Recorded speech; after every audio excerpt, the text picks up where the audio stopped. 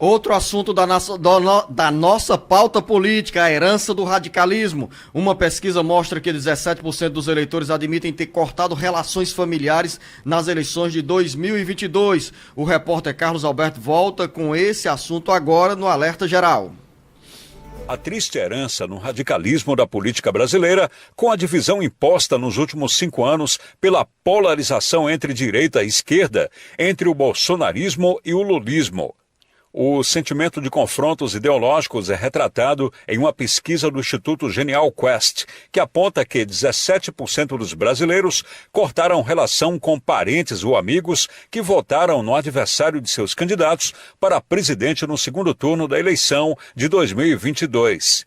A pesquisa ouviu entre os dias 15 e 18 de junho 2.029 pessoas em 12 municípios no país. Mediu o impacto da polarização eleitoral no plano pessoal dos eleitores e mostra que 67% dos entrevistados consideram que, nesse momento, o Brasil está mesmo mais dividido. De acordo com a pesquisa, que foi feita com brasileiros maiores de 16 anos e apresenta uma margem de erro de 2,2 pontos percentuais para mais ou para menos, 22% dos eleitores de Lula relataram ter rompido relações por causa da eleição, enquanto esse percentual chegou a 18% entre os simpatizantes do ex-presidente Jair Bolsonaro. O mais triste nesse ambiente de incompreensão e resquícios de intolerância, 31% dos brasileiros disseram ter cortado contato com pessoas por causa de política e afirmam que as relações de amizades não poderão ser reatadas.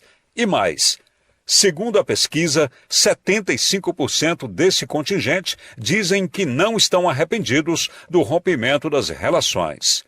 Com notícias da redação do Ceará Agora, Carlos Alberto. Jornalista Beto Almeida, uma realidade que infelizmente se estende até os dias atuais. Essa divisão no núcleo familiar com as eleições de 2022 ainda tem reflexo no presente e, infelizmente, em alguns casos, no futuro. Mas é retrato também da intolerância, da insensibilidade de alguns que não se permitem aceitar o contraditório ou a opinião adversa. Luziano, a gente já está acostumado com eleições polarizadas. Inclusive, as eleições presidenciais, desde a retomada democrática, elas foram-se muito polarizadas, principalmente entre o PT, por exemplo, e o PSDB. Quem não lembra, a diferença de fato das eleições, das últimas, é que, no caso, elas realmente saíram apenas da polarização ideológica, política, Luziano, para a violência.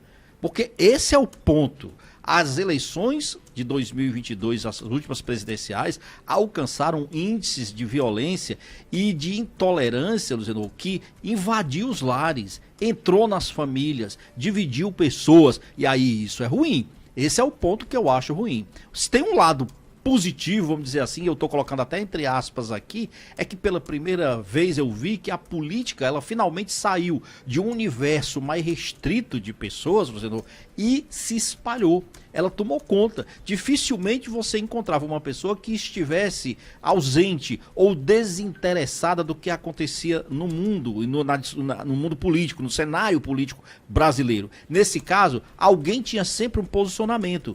O ruim é essa polarização com esse viés de violência que atingiu as famílias. Até hoje tem famílias divididas. E o que é pior, a pesquisa aponta que muita gente não se arrepende de ter cortado relações com alguns familiares. Então, a política é polarizada? Ela precisa ser. Agora, não pode ser também violenta, como a gente acompanhou nas eleições de 2022 e que ainda persiste. Diga-se de passagem, o clima ainda não está totalmente pacificado em relação a essa questão do ambiente político.